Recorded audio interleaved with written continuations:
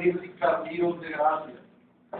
Hoy el Señor habla a su iglesia, continuando con el tema de la visión escatológica de Dios para su iglesia. Se titula el sermón de hoy el final de la esposa y el final de la ramera. Preparémonos pues, dispongamos nuestro corazón y todo nuestro ser en oración para escuchar atentamente la voz del Señor. Nuestro buen Dios y Padre que estás en los cielos. Estamos reunidos aquí por tu gracia y por tu amor. Cuando tú reúnes a tu pueblo, lo reúnes para ser enseñado, para ser instruido. Te damos las gracias a ti, porque te ha placido que un pueblo que ha sido torpe, ciego y desviado, tú lo has llamado del reino de las tinieblas y nos has trasladado al reino de tu luz admirable. Hoy tu luz brilla en medio de nosotros.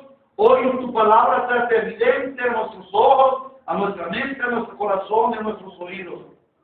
Por eso te suplicamos, Señor, toma control de esta predicación, para que cada uno de nuestros miembros sea sometido a la voluntad de Cristo, a la voluntad del Espíritu Santo, y que la palabra corra y sea glorificada hoy en medio de tu iglesia. Que la iglesia sea edificada, que sea cada vez más perfeccionada a la estatura del varón perfecto, Jesucristo el Señor, porque sabemos que tu palabra tiene poder para transformar vidas, para cambiar corazones. Hoy, Señor, nos disponemos a ser transformados, a ser cambiados por tu palabra. Que nuestra mente sea transformada, que nuestro pensamiento sea cambiado, te lo suplicamos de Cristo Jesús. Como siervo tuyo, Señor. En medio de mi incapacidad, te suplico, Señor, que asistas a este pobre siervo, a quien has llamado, Señor Dios, para que yo simplemente sea un parlante de lo que tú estás hablando a tu iglesia, para que no sea quien interpreta la palabra de Dios, sino solamente presenta, expone lo que el Espíritu Santo da de interpretación a la iglesia. Líbrame, Señor, de desviarme a derecha o izquierda de lo que tu palabra dice, y hazme instrumento tuyo para gloria de tu santo nombre. Te lo suplico en Cristo Jesús. Amén. Leemos la Sagrada Escritura, Apocalipsis capítulo 19, versículos 1 al 9.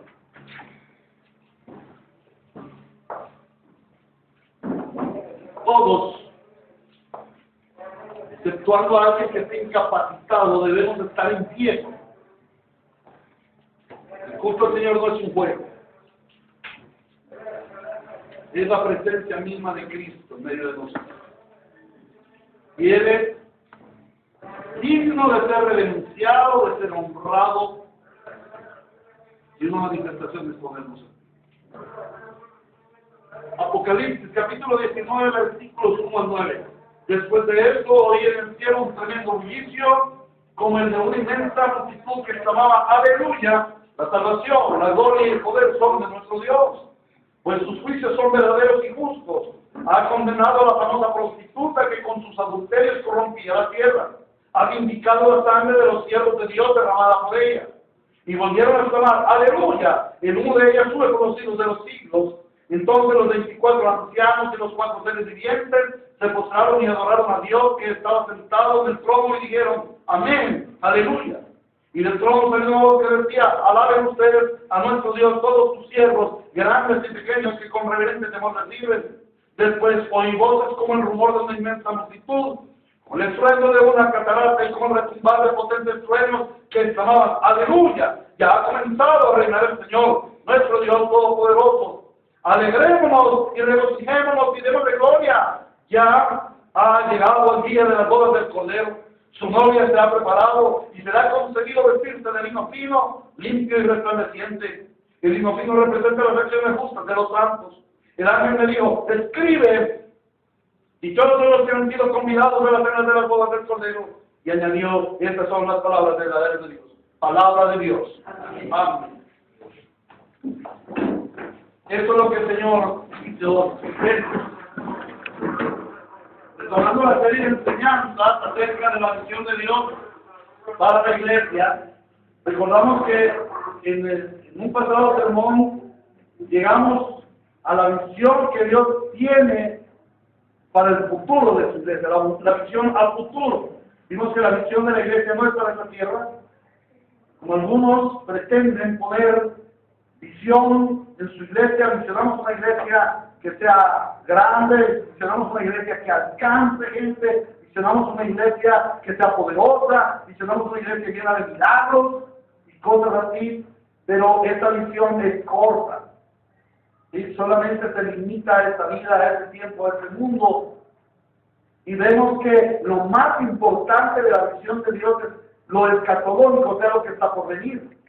En esta tierra simplemente estamos de paso. En esta iglesia, en esta tierra, la iglesia es transitoria. Y la meta final de la iglesia es el cielo eterno de la gloria de Dios. Y el sermón pasado dijimos que las bodas del Cordero son la centralidad de esa eterna gloria. Por lo cual llegamos a la conclusión de que la gloria eterna es una unión conyugal entre Cristo y su iglesia. Ahora, cuando en la iglesia se toca el tema del Apocalipsis, se levanta un manto de temor, a la gente le entra miedo. Uy, vamos a estudiar Apocalipsis, qué miedo. Y surgen muchas inquietudes, muchas dudas, ¿y cómo será esto? ¿Y quién va a ser la gran ramera? ¿Y cómo va a ser la bestia? Y todas estas cosas. ¿Y por qué razón la gente tiene temor al Apocalipsis? Porque generalmente se mira el libro del Apocalipsis como una premonición de las cosas terribles que sucederán cuando se termine este mundo. Y la Biblia es clara al decirnos que serán cosas terribles las que le sucederán al mundo cuando termine esta era, este ciclo, el presente ciclo malo. Ahora, la iglesia de nuestros tiempos tiene gran temor al Apocalipsis. ¿Por qué? Porque está anclada al mundo, al presente mundo malo. La iglesia contemporánea desea las riquezas y los placeres de este mundo. La iglesia de nuestros tiempos se acomoda y anhela más las riquezas y los placeres de este mundo. Y quizás es una iglesia que ama más los placeres del mundo que ninguna otra iglesia en la historia de la humanidad, la historia de los 2000 años que lleva la iglesia.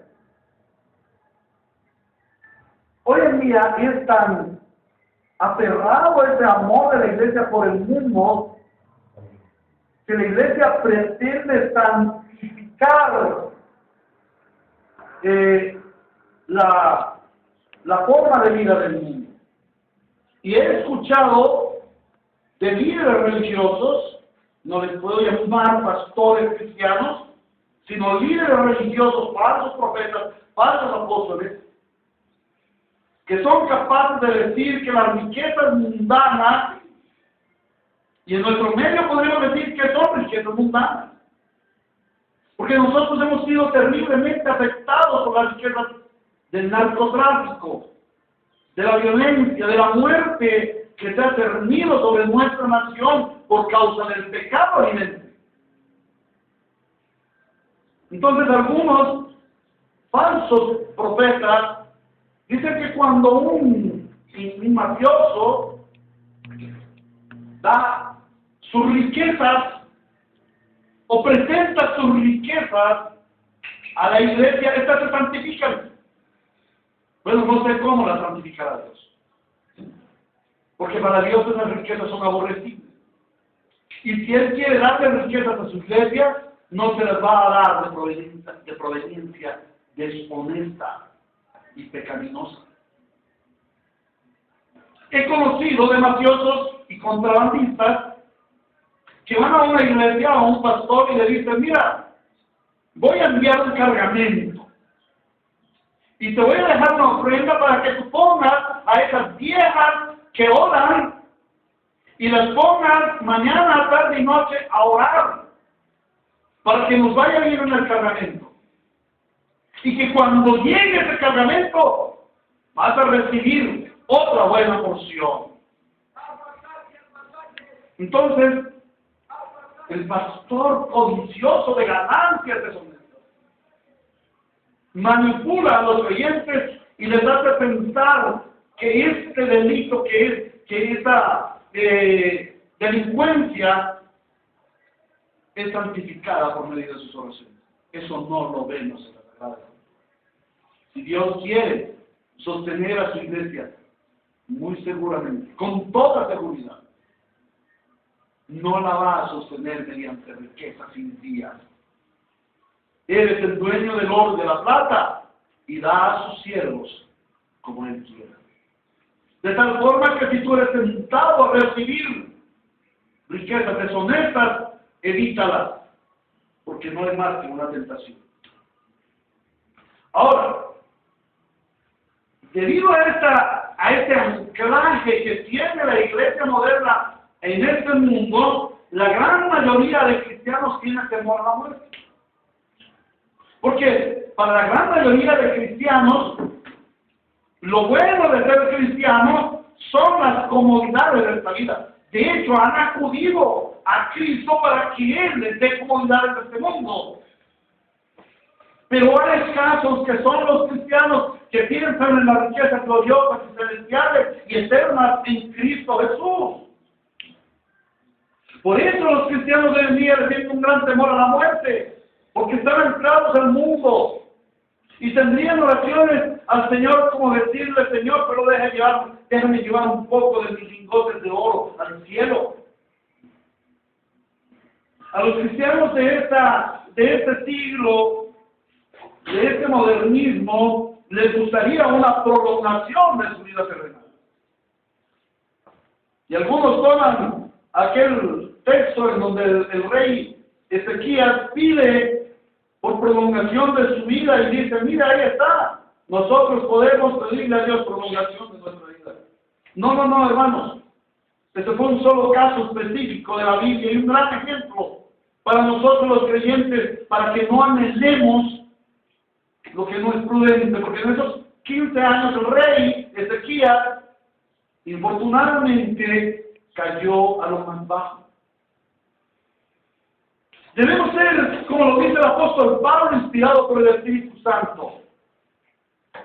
Para mí, el vivir es Cristo y el morir es ganancia. Entonces, hermanos, por esa razón, este anclaje a este mundo es que los hermanos a los hermanos les da un gran temor a la muerte, les gustaría la prolongación de su vida y se asustan con los eventos anunciados del Apocalipsis. Debemos conocer que Apocalipsis es la revelación que Dios le da al apóstol Juan para que vea y escriba y comparta a la iglesia lo que sucederá al final del presente siglo y mundo malo.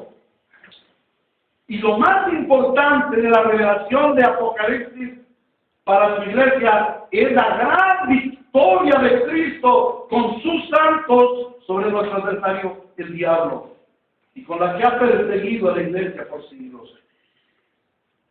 Sí, hermanos, Apocalipsis debe infundir un gran temor, pero a todo aquel que no sea creyente en Cristo, porque es el anuncio de una gran derrota de Satán, de sus huestes celestiales y humanas, y su conclusión en el castigo eterno. Eso debe producir gran favor, y si hay alguien aquí que no sea creyente, debes estar atemorizado, porque el juicio y el castigo de Dios vendrán sobre ti. Pero para todo cristiano fiel y verdadero, el libro de Apocalipsis es el consolador anuncio de la mayor esperanza.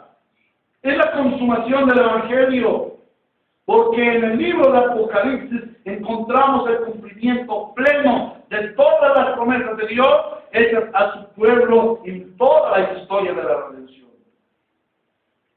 Y si la iglesia tuviese una visión a futuro, una visión escatológica, como Dios el Señor nos la revela en el Apocalipsis, nosotros, su iglesia, seríamos un pueblo más gozoso. Viviríamos en pleno gozo, con una adoración plena. Estaríamos más esperanzados y viviríamos más victoriosos. Seríamos más fieles al Señor y a su iglesia. Estaríamos más comprometidos con Él. Y seríamos más emprendedores en los negocios del reino.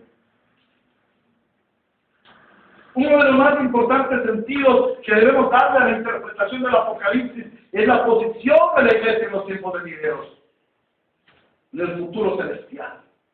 Recordemos que la visión fue dada por el Señor a Juan para revelarla a su iglesia, a la iglesia del Señor. Apocalipsis capítulo 1, versículos 1 al 6, de introducción del libro, así nos lo dice. Esta es la revelación de Jesucristo, que Dios le dio para mostrar a sus siervos, a su iglesia, de lo que el fin del mundo va a suceder, tiene que suceder.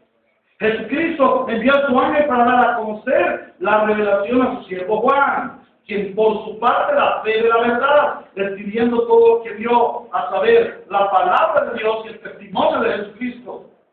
Juan no escribió cualquier cosa. Ahí asegura que es palabra de Dios y testimonio de Jesucristo. O sea, a eso le debemos poner bastante atención. Y dice, dichoso el que lee y dichosos los que escuchan las palabras de este mensaje profético y hacen caso de lo que aquí está escrito, porque el tiempo de su cumplimiento está cerca. Bienaventurados los que leen, bienaventurados los que escuchan y bienaventurados los que obedecen a esta palabra. Mira, lee, escucha y obedece la palabra de Dios. Yo, Juan, escribo a quién? A las 10 iglesias que están en la provincia de Asia. Gracias y paz a ustedes de parte de aquel que quiere venir, y de parte de los espíritus que están delante de su trono, y de parte de Jesucristo, el testigo fiel, el primogénito de la resurrección, el soberano de los reyes de la tierra. Al que nos ama y por cuya sangre nos ha liberado de nuestros pecados, al que ha hecho de nosotros un reino, sacerdotes al servicio de Dios su Padre, al de la gloria y el poder por los siglos de los siglos. Amén.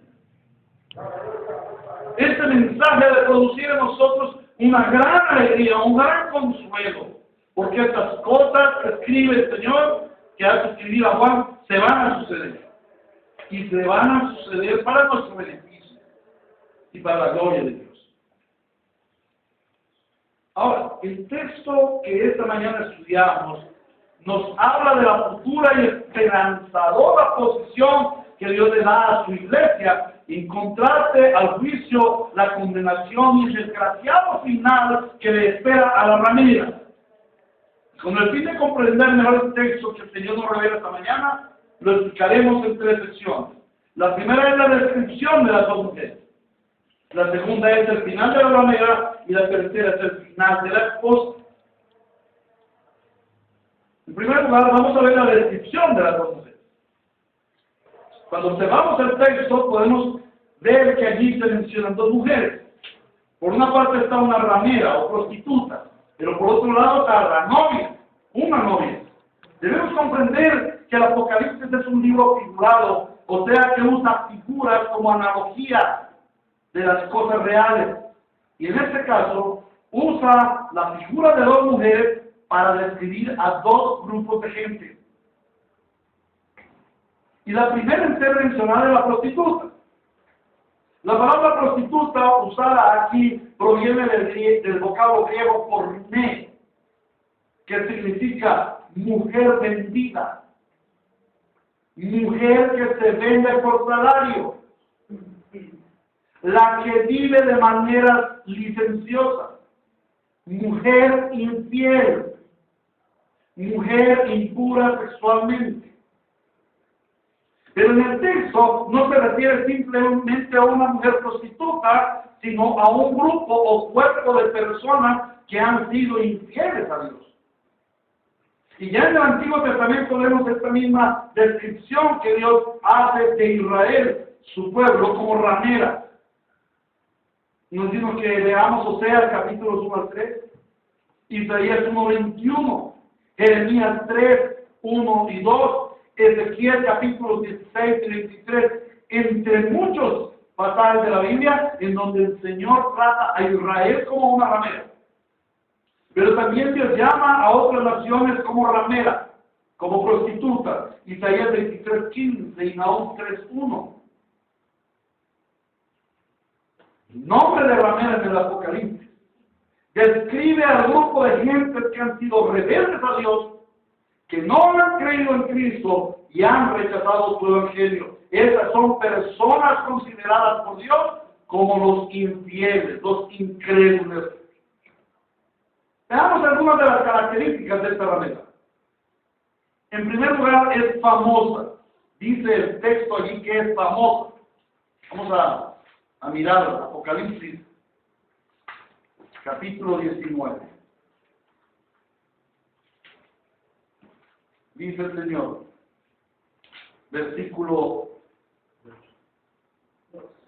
2. Pues sus juicios son verdaderos y justos. Ha condenado a la famosa prostituta. Ahí dice que es famosa.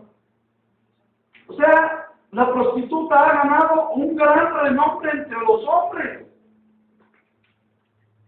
¿Y por qué ha ganado gran renombre? Porque es llamativa. Y a la gente les gusta esa fama, es como una moda. El no pertenecer a esa ramera, a ese grupo de personas, es estar desubicado. Aquel que no pertenezca al grupo de personas de este sistema llamado mundo es un desubicado, es un desadaptado. Y fíjense ustedes, y a mí me sucede frecuentemente, cuando hablo de un cristianismo radical, cuando hablo de un cristianismo cerrado, ceñido a la palabra, entonces me tratan como alguien raro, como un bicho raro. Y hoy en día, una de las características de la iglesia moderna es que la iglesia moderna debe ser ecuménica. Debe amar a todo tipo de gente. Y debe congraciarse con todo tipo de gente. Y debe andar por donde anda la gente. Eso está conduciendo a la iglesia a cometer muchos pecados. Ahora, también nos habla de esta ramera como una adúltera. En el griego fornicaria. Y esto tiene que ver con la impureza sexual. Y vaya así, el mundo ha entrado en una gran impureza sexual. Especialmente en los 2 últimos siglos. En donde se está propendiendo primero por la desnudez de los cuerpos. Luego por un sexo amplio, libre, sin restricciones. Luego, un sexo abierto a géneros. Hace pocos días estaba mirando un video en Rusia, en donde están proscribiendo el homosexualismo. En estos países de Rusia, de la antigua Unión Soviética, se proscribe tremendamente el homosexualismo. Ellos están diciendo que hoy en día hay 5 géneros sexuales. 5 géneros sexuales. La realidad es que Dios hizo 2. Hizo el género femenino y el género masculino. Pero hoy en día ya hay un gran movimiento pro-gay. Hoy en día lo absurdo es ser sexualmente o estar sexualmente identificado con el modelo de Dios. Eso es absurdo. Hoy en día todo tiene que ver con la sexualidad impía. Para promocionar una bebida gaseosa, para promocionar un vestido, para promocionar cualquier servicio, ya muy pronto veremos los servicios funerarios también de ellos, hay que poner mujeres desnudas, hombres desnudos. Los técnicos en audiovisuales han llegado a la conclusión de que cuando un joven llega a la edad de 14 o 15 años, en plena pubertad, en donde sus hormonas se están manifestando grandemente, ya ha visto miles y miles de escenas de pornografía y de relaciones sexuales impías. Y después nos preguntamos, ¿por qué hay tantas enfermedades sexuales, de transmisión sexual? ¿Por qué hay tantos abortos? ¿Por qué hay tanto madre solterismo? Si es que nosotros mismos estamos poniendo a nuestros hijos a ver escenas sexuales en la televisión. Escenas impías. Novelas en donde se exalta la promiscuidad, el adulterio, el homosexualismo, el lesbianismo, en donde se aplaude y se felicita la pluralidad sexual, algo que Dios hizo para la intimidad de la familia, del esposo y la esposa. Pero también dice allí que se viste de púrpura y se adorna de joyas finas. Y esto significa que gusta de las riquezas mundanales. Y en el capítulo 3 de Apocalipsis nosotros vemos que el Señor le llama a una iglesia que es una iglesia que se llama rica. Capítulo 3 de Apocalipsis, versículo 8, conozco tus obras, mira que delante de ti he dejado abierta una puerta que nadie puede cerrar. Esta es la iglesia de Filadelfia. Es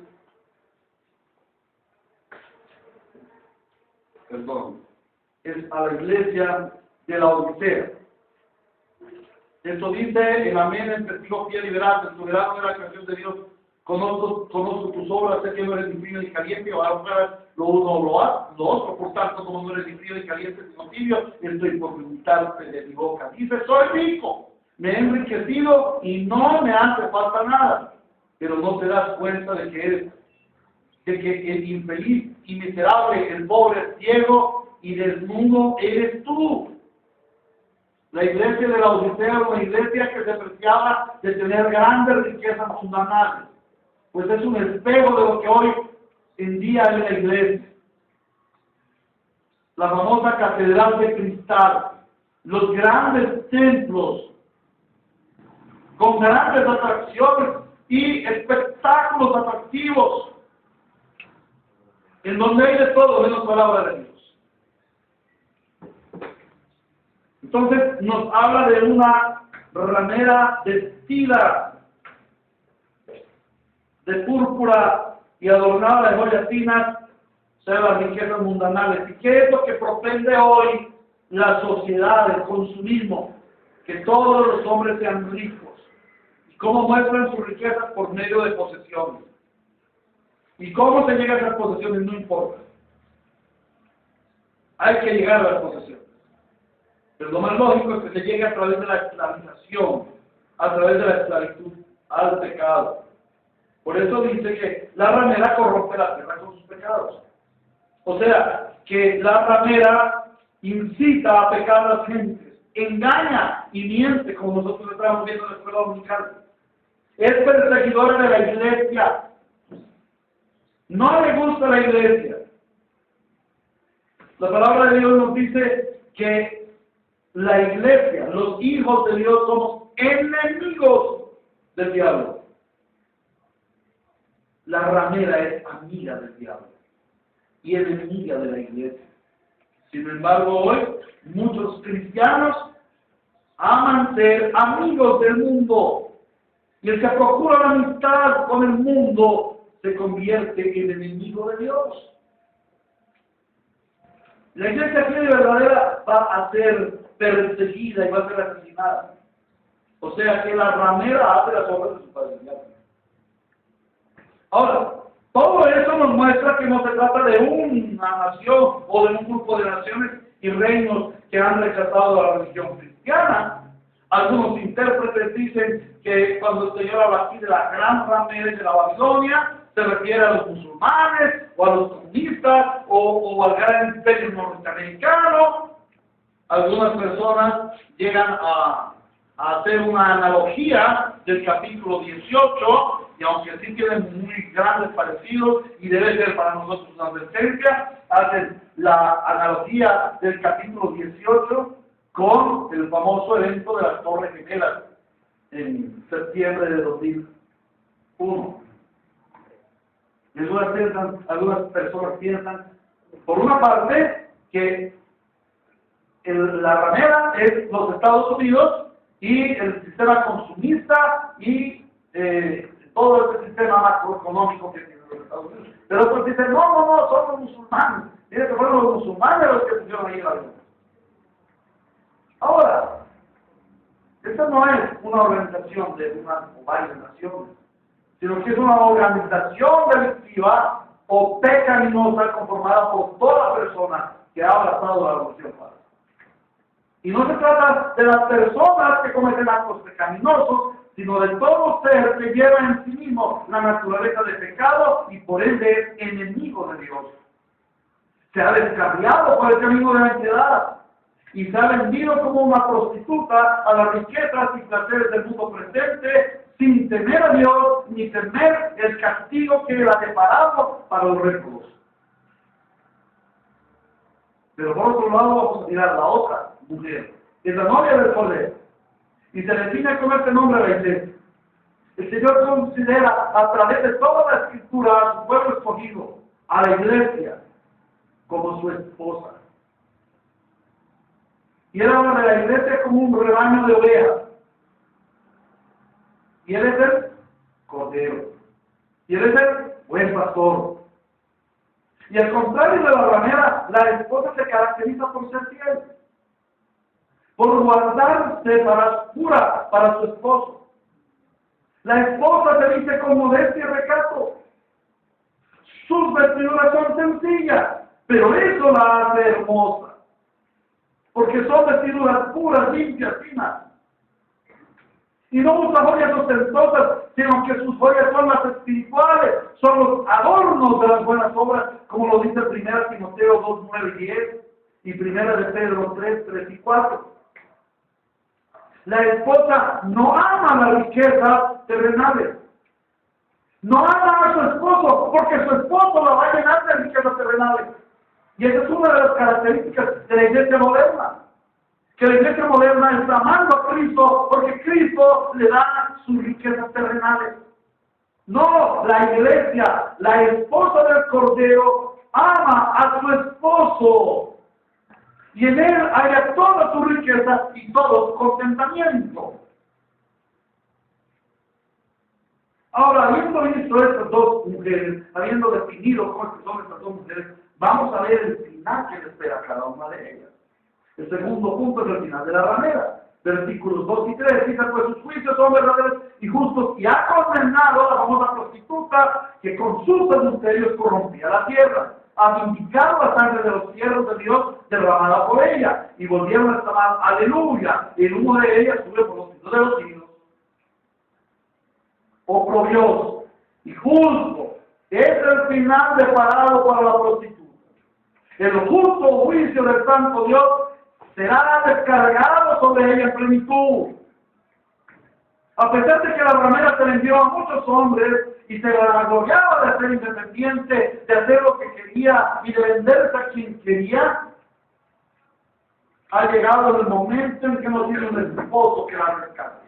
Está sola. Ese ha de ser el peor de sus castigos. La ramera recibirá el castigo de la soledad eterna. El esposo fiel y verdadero desecha a la ramera y la confina a la eterna soledad. Y ese va a ser el peor de los castigos, y ese va a ser el peor de los sufrimientos de los impíos, de los réprobos. Una terrible soledad en el fuego del infierno. Aquella ramera tan famosa, tan exaltada por los hombres, tan deseada por los reyes en el mundo, ahora es humillada, es envilecida y despreciada al máximo. En el mundo llenaba de ilusiones a los hombres y los engañaba con sus encantos. Les ofrecía la puerta ancha y el camino amplio. pero ahora es confinada a la más profunda pobreza y sin ninguna esperanza. Solo le espera una horrenda expectación de juicio. Aquella que se vestía de púrpura y escarlata, que se adornaba con las más joyas finas mundanales para seducir a los codiciosos y inmorales que se deslumbraban con las vilezas mundanales, ahora en el juicio está desnuda y es quemada por la eternidad en el fuego eterno, y el humo de sus vestidos arruinados subirá por la eternidad. Aquella que se embriagaba en la sangre de los mártires y hacía festín con los despojos de los santos, ahora es condenada a sufrir de sed y a soportar los rigores del infierno por la eternidad. Mientras que en la tierra se deleitaba en los festines de la impiedad y el pecado, en la eternidad solamente servirá de banquete para los cuervos y aves de rapiña. Como lo dice aquí mismo en el capítulo 19, en los versículos 17 y 18. Había un ángel que parado sobre el sol gritaba a todas las aves que vuelan en medio del cielo: vengan, reúnanse para la gran cena de Dios, para que coman carne de reyes, de jefes militares y de magnates, carne de caballos y de sus jinetes, carne de toda clase de gente, libres y esclavos, grandes y pequeños. Aquella ramera será consumida por los cuervos. La gloria terrenal es pasajera, amados hermanos. Mientras que el castigo para los incrédulos, para los réprobos, para los que se deleitan en los deseos de la carne, en la codicia de los ojos, en la vana gloria de la vida, es terriblemente, o será terriblemente doloroso. Pero lo peor del caso es que será eterno. Ahora miremos el final de la esposa. Versículos 7 al 9. Alegrémonos y regocijémonos y démosle gloria al Señor. Ya ha llegado el día de la boda del Cordero. Su novia se ha preparado y será concedido vestirse de vino fino, limpio y resplandeciente. El vino fino representa las acciones justas de los santos. Y el ángel me dijo: escribe, dichosos los que han sido convidados a la cena de la boda del Cordero. Y añadió: y estas son las palabras verdaderas de Dios. Así como desgraciado será el final de la ramera del mundo, glorioso será el final para la esposa del Cordero Santo de Dios. ¿Por qué? Porque sobre todo tiene un esposo y redentor al que hemos esperado fielmente por un poco de tiempo. Aunque para la novia, por más largo que sea, la esperanza siempre lo cortará. La mayor esperanza para la esposa es que tendrá la compañía de Cristo por la eternidad. Y esto va a ser lo mejor para nosotros. Recordamos hace el último sermón acerca de este tema, de cómo miramos aquellas preciosas bodas del Cordero. Lo más importante para la iglesia, para la esposa del Cordero, será que viviremos para siempre en su presencia. Lo más importante no serán las gloriosas riquezas celestiales. La mayor riqueza de la esposa del Cordero es su amado, es el Cordero mismo.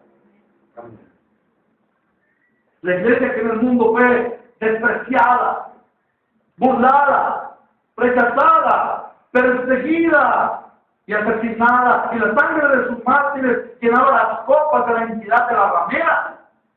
Ahora en el cielo es exaltada a la misma posición de su amado Redentor.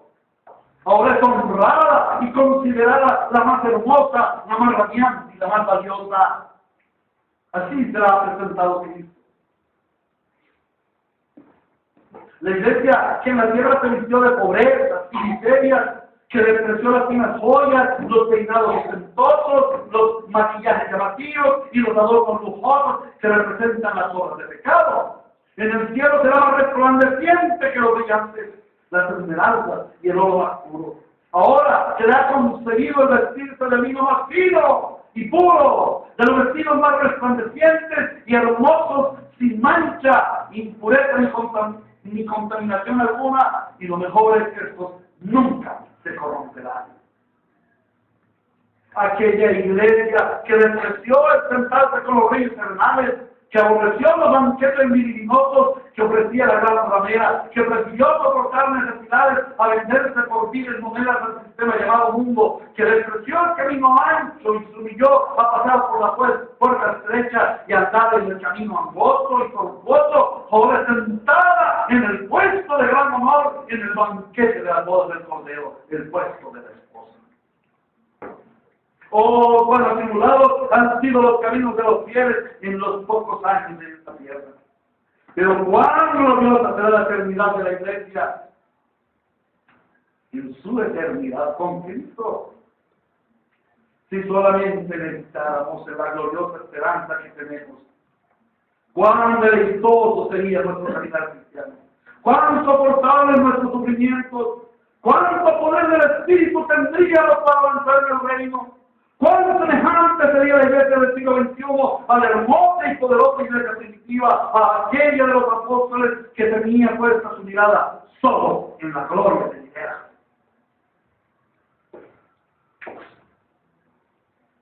Tenemos que llegar a algunas conclusiones acerca de este pasaje. Y un aspecto muy importante del texto que no he tocado aún en este sermón y que deliberadamente lo he dejado como la hermosa conclusión, porque no depende de mi razonamiento, sino que proviene de la Sagrada Escritura, es que la centralidad del pasaje no está en las dos mujeres, ni en los dos destinos. La centralidad del pasaje está en la gloria del varón perfecto. El pasaje comienza diciendo, después de eso, lo cual se refiere a los capítulos 17 y 18, en los que se relata la destrucción de la ramera y la caída de Babilonia. Entonces, después de esto, nos muestra un cambio de escenario. El apóstol Juan ha llevado a ver la gloria de Dios y el Cordero en los cielos. La gloria de Dios está enmarcada por dos eventos. Primero, el juicio y la destrucción de la ramera. Y vale la pena recalcar que el juicio es justo. Que ningún ser humano será juzgado injustamente. Todos los condenados lo serán en plena justicia. Pero, ¿por qué han de ser condenados? Muchas personas se preocupan pensando que gente buena va a caer en el juicio de Dios. Pero no hay que preocuparse de ello, hermanos. Porque Dios es justo. Y si usted o aquellos por quienes se preocupan no son pecadores, no se preocupen, Él no les va a condenar. Dios solamente condenará a aquellos quienes han pecado. Pero la Biblia dice, ni un solo hombre es bueno, todos hemos pecado. Todo hombre es perverso y merecedor de ser castigado con todo el rigor de Dios. La gloria que Dios recibe en los cielos en la eternidad es porque Él ha sido justo y ha condenado a quienes se lo merecen. ¿Y por qué se lo merecen? Aquí mismo lo dice. Porque la salvación viene de Dios.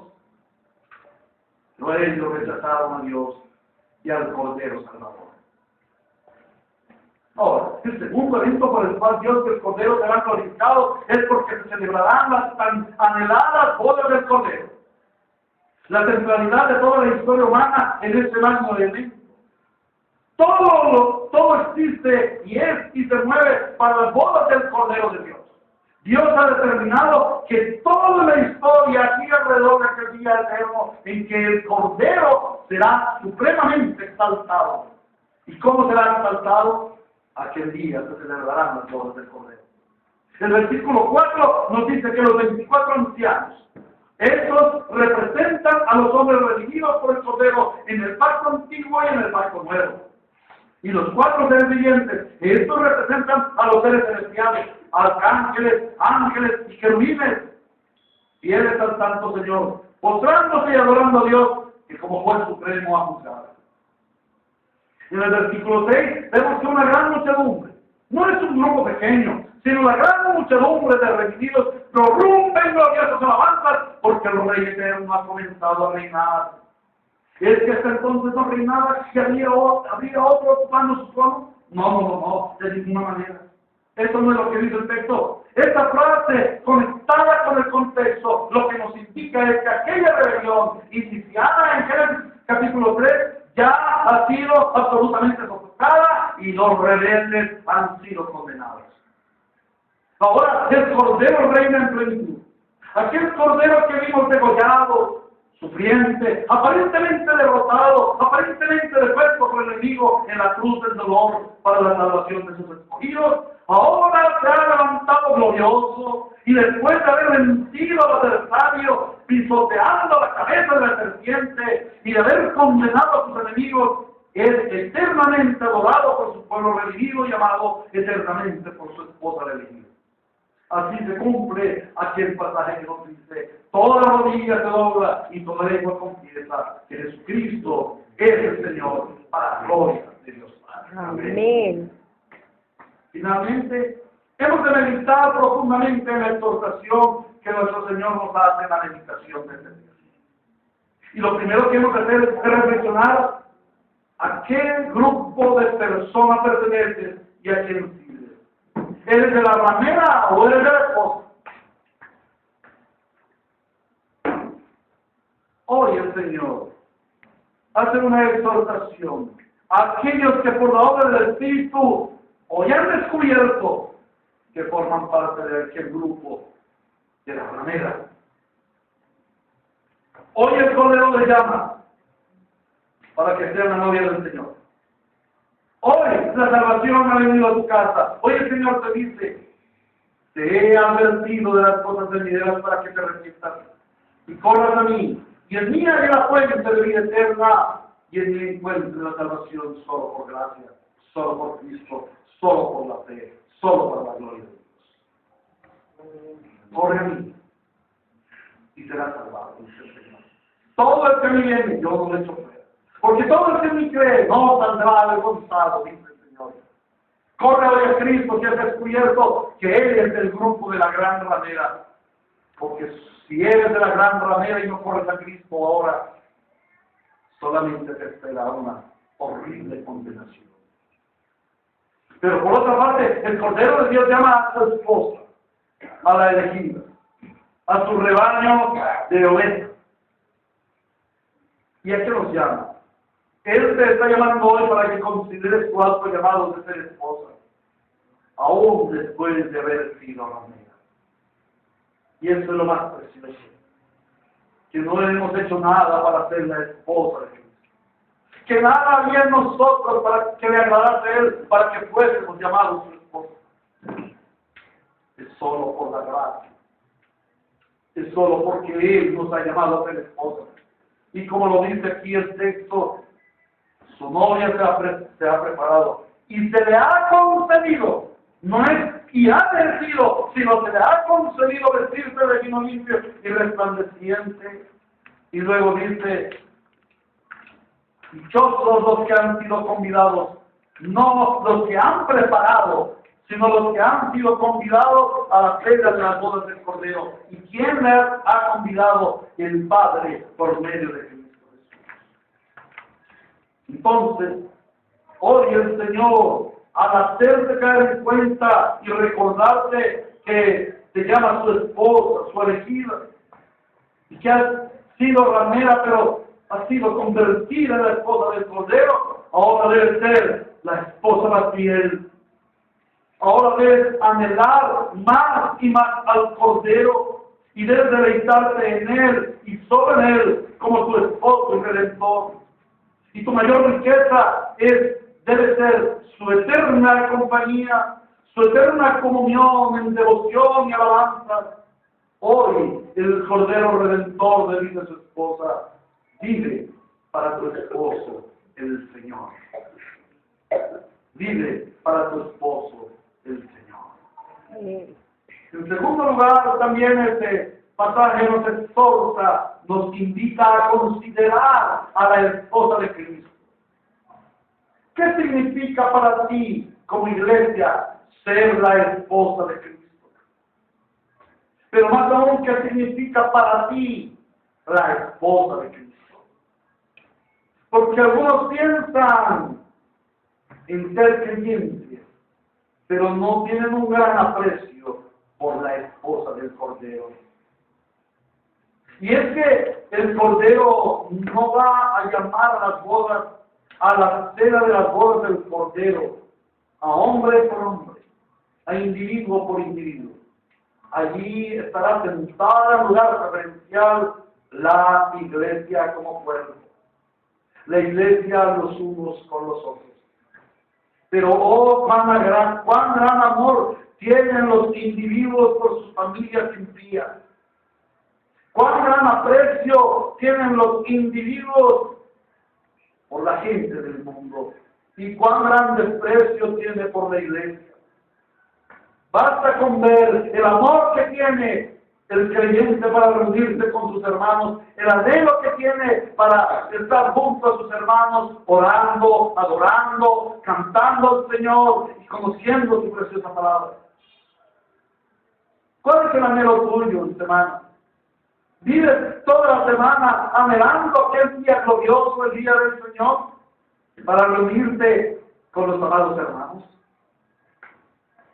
¿Has anhelado vivir el día del Señor, todo para Él, despojándote de este mundo y corriendo para que todo el cuerpo, avivado, unido por el Espíritu Santo, alabe y glorifique al Señor todo el día para Él? ¿Qué significa para ti ser esposa del Cordero? Formar parte de ese cuerpo de creyentes. ¿Acaso amas tanto a la esposa del Cordero que tiene la capacidad de confesar a tu hermano su pecado y orar con él por su pecado? ¿Acaso aman tanto a la esposa del Cordero que eres capaz de despojarte de todos los bienes terrenales, considerando la necesidad de tu hermano que es esposa del Cordero? ¿Cuánto vale para ti la esposa del Cordero? ¿Cuánta falta nos hace retornar a aquel hecho de los apóstoles? Capítulo 2, versículo 39 al 47. El ejemplo y modelo de la primera iglesia, de la iglesia primitiva, de la iglesia patrón para el resto de las iglesias de la historia de la humanidad. Y en tercer lugar, hoy nuestro amado esposo, el que dio vestiduras de vino fino, limpio y resplandeciente, el que con su sangre te lavó y todos tus pecados te lavó para presentarte a sí mismo como una esposa santa, sin mancha ni arruga ni cosa semejante, te dice: guarda la santidad, porque sin santidad nadie verá a Dios, porque sin santidad no puede ser invitada a las bodas del Cordero. Y fíjate bien que nos dice: busca tu santidad, porque tú no puedes buscar santidad, porque la santidad no está perdida, es perdido, es el pecador. Ahí dice: procura, o mantén, o persiste en la santidad. ¿Por qué? Porque la santidad fue un legado que Cristo nos dio. No podemos buscar santidad. Lo que debemos hacer es sostener, mantener, cuidar, preservar y perseverar en la santidad que ya una vez y para siempre nos ha sido dada. Santidad no son las obras que hacemos. Les recuerdo, hermanos, santidad es recordar y vivir en que estamos separados para el Cordero Santo de Dios. Amén. Por lo tanto, hemos de procurar siempre consultar con el Señor, como dice Efesios capítulo 5, versículo 10. Anhelando o procurando lo que agrada a nuestro Señor. A Cristo sea su gloria en su iglesia por los siglos de los siglos. Amén. Oremos. Nuestro precioso Dios y el Padre, cuán hermoso es tu mensaje, recordándonos el futuro glorioso que nos espera a los hijos de Dios. Cuán glorioso es saber que tú has determinado tu plan para tu iglesia. Y que en medio de tu inmensidad y de tu eternidad a ti te has nacido escogiendo a unos pequeños, miserables y perdidos, como un granito de arena en la inmensidad de la mar. ¿Quiénes somos nosotros para que tengan memoria de nosotros? ¿Quiénes somos nosotros como hijos del hombre para que el Hijo de Dios nos visite? Para que nos hayas hecho un poco mayor que los ángeles. Para que nos hayas revestido de gloria y de honra. Para que nos hayas arrancado de la gran ramera de la prostituta que está destinada a la condenación eterna y nos hayas trasladado a tu reino de luz admirable, para que hayamos sido invitados a las bodas del Cordero y hayamos sido inscritos en el libro de la vida del Cordero Santo. Solo por gracia. Y esta mañana exaltamos tu gracia, porque eres Dios eterno, Dios santo y bueno. A través de este mensaje, enséñanos a mirar la ramera, pero también enséñanos a distinguirnos de la ramera. Pero también enséñanos a aborrecer a la ramera. Pero también enséñanos, fortalécenos e impúlsanos a ser esa esposa fiel, amante de su Redentor y Señor, el Cordero Santo. Asístenos, Señor, para ser una iglesia que mira los eventos por venir, que se deleita en la esperanza gloriosa. Asístenos, Señor, para contemplarte en la plenitud de tu gloria y caer siempre de rodillas delante de ti y decir: tú eres el Cordero Santo de Dios.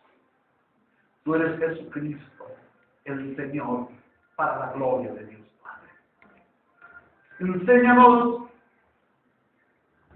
a preparar desde ya nuestras gargantas para gritar en el coro celestial: ¡Aleluya! Glorificado sea nuestro Dios, porque de Él viene la salvación. Exaltado sea nuestro Rey, porque Él es santo y eterno, porque Él ha juzgado con justicia la ramera y la ha condenado al fuego eterno, y su humo subirá para siempre. Pero también ayúdanos a decir: gloria, aleluya y alabanza al Señor y al Cordero Santo, que está sentado a la diestra del trono de justicia y santidad. Porque ha comenzado a reinar el Señor. Y porque han llegado las bodas del Cordero. Y a su esposa se le ha concedido vestirse de vino limpio, fino y resplandeciente. Aleluya al Señor. Enséñanos a vivir en esta tierra como si ya viviéramos en el cielo. Que cuando lleguen aquellos gloriosos días no sea para nosotros extraño, sino que tú digas: oh, esposa mía, esto es lo que habéis anhelado en la tierra. Oh, esposa mía, la que despreció las riquezas mundanales y las ofertas de la gran ramera para mirarme solo a mí. Aquí está el premio a tu fidelidad. Aquí está la recompensa de los santos. Bienvenidos, benditos de mi Padre, a disfrutar la gloria para vosotros preparada desde antes de la fundación del mundo. Cuán gloriosa será aquella mañana. Cuán glorioso será aquel día eterno, en donde nos uniremos a nuestro esposo y Redentor. ¡Aleluya! Al Cordero Santo de Dios. Alabado sea el Señor. A Él sea gloria, honor y majestad por los siglos de los siglos. Así nos unimos al coro de los ángeles. En Cristo Jesús nuestro Señor oramos. Amén y amén.